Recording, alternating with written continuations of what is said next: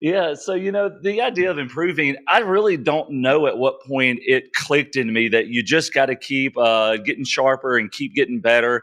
But I know at some point I look back on my journey and I said, you know what? My life trajectory is being altered and I'm ending up in a better place than where I began. And I started looking at those key things that said, why is my life better and my impact greater now than it was before? And I noticed, well, it's these little tweaks, it's these little adjustments that I'm making day by day. And so that was the heart of Improver, that kind of came up. The name Improver actually happened a few years back at a conference. Do you know Enneagram? Does that mean Oh anything yeah. to Oh you? yeah. We've had like the Christian Enneagram coach on our show in the past.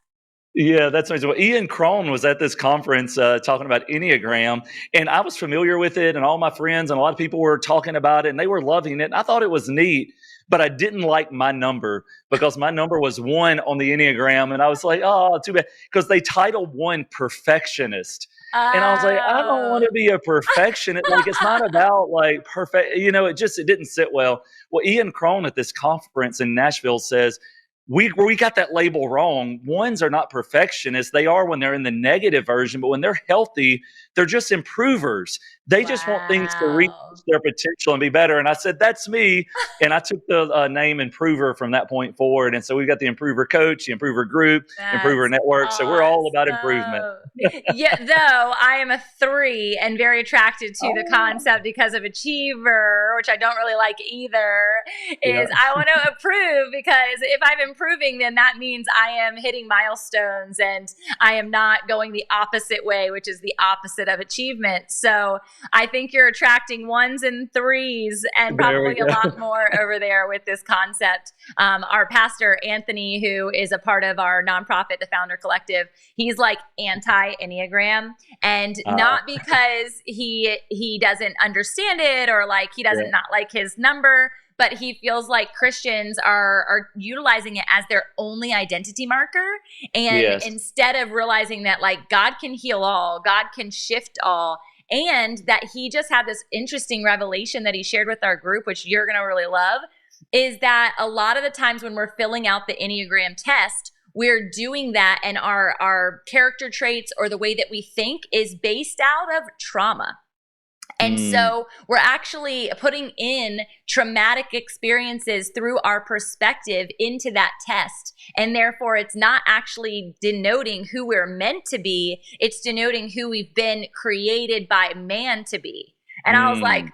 oh, that's Yeah. pretty crazy. That's pretty crazy. So I started like going through the test line by line to be like, where's the trauma? Oh wow, like it's pretty Yes. profound. So the next we can go into that, but let's Yeah. not go down that rabbit hole. Yeah, no, I got you. Well, there is one little funny story I'll tell you Yeah, about this. So I'm married to my wife, Catherine, and yeah. after we did this, I started using the Enneagram to make excuses for certain things that I was doing. And so my name is Justin. So we have this phrase in our home where my wife will say, "You're justifying things, not justify, but you're justifying it."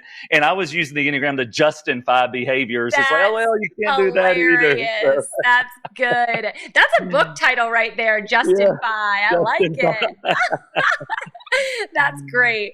Well, I love that there wasn't really like this massive well, there was a massive download, a massive aha moment, but I also know it's connected to your desire to help people discover their purpose, become more Mhm. productive, and to really reach their full potential. Where did that kind of stem from? What was your backstory to be able to get to that place? Yeah, so my quick backstory is I was raised in Northeast Louisiana, came from, a family where, love was abundant, but resources were not. My dad was a high school dropout. My mom was a public school teacher, and I had siblings, and we kind of, as a family, for the most part, we had food, but we still didn't have a lot of luxuries in life. And I can remember as a young child in our trailer house looking through the floor and seeing the ground underneath. And when it would rain, we would get buckets and bowls to collect the raindrops so the house didn't flood. And, it was tough there for a little while. And I had this idea that money is bad, rich people are evil. And if you were successful in business, you cheated your way to get there.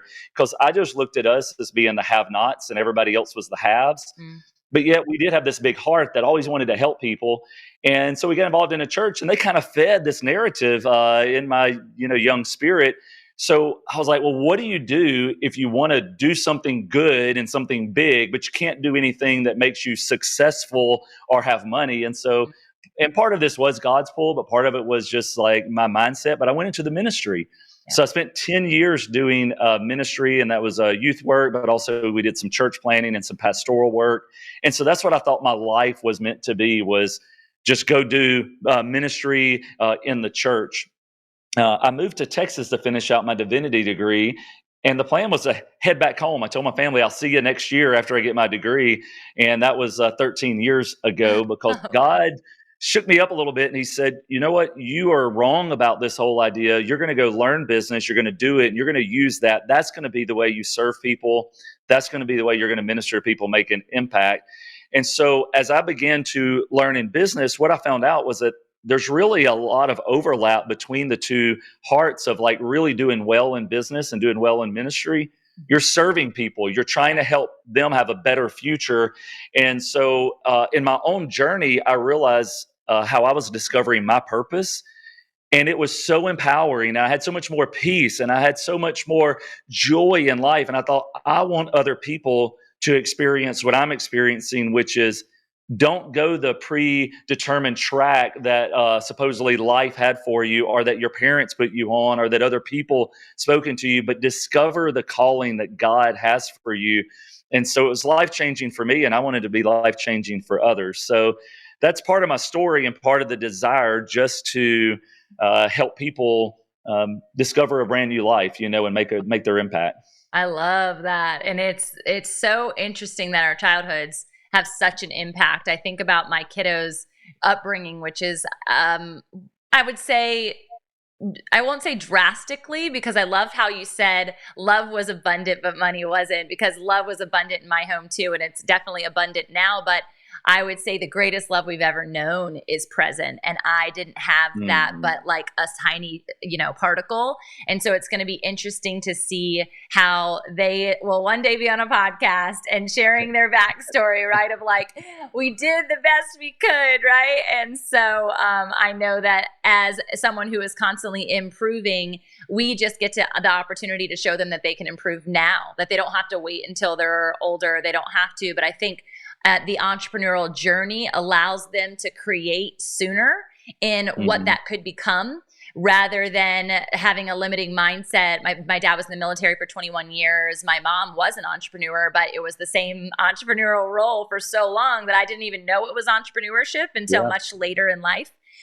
So yeah, I think it's really a unique lens that we get to operate in as entrepreneurs, not only as parents, but as society members, because we take into every scenario we walk into. It could be a coffee shop, and we see people with such an empathetic lens towards what they're doing on a consistent basis that is often outside of the full representation of what God would have them do. Yeah, that's right on. And one of the things that comes to my mind is just freedom, and not freedom from the sense of being an entrepreneur so you can make money, and not it's not where I'm going with it. Yeah. It's more of this idea of being proactive and being intentional and exercising the agency that God's given you. Good. And so one of the reasons I love this entrepreneurial journey, but more so just the journey of helping people discover their purpose, is God's got a plan for you. You need to discover that, and you need to be intentional in walking that out. And sometimes if you're working 60 or 70 hours a week for someone else, you don't have space for intentionality and to be proactive and to make decisions. You just don't have any margin. Yeah. In fact, because of my money backstory, I was operating a large part of my life in negative deficits, or I guess that's saying the same word. Double negative. But in a deficit, I was operating with a negative margin. Right.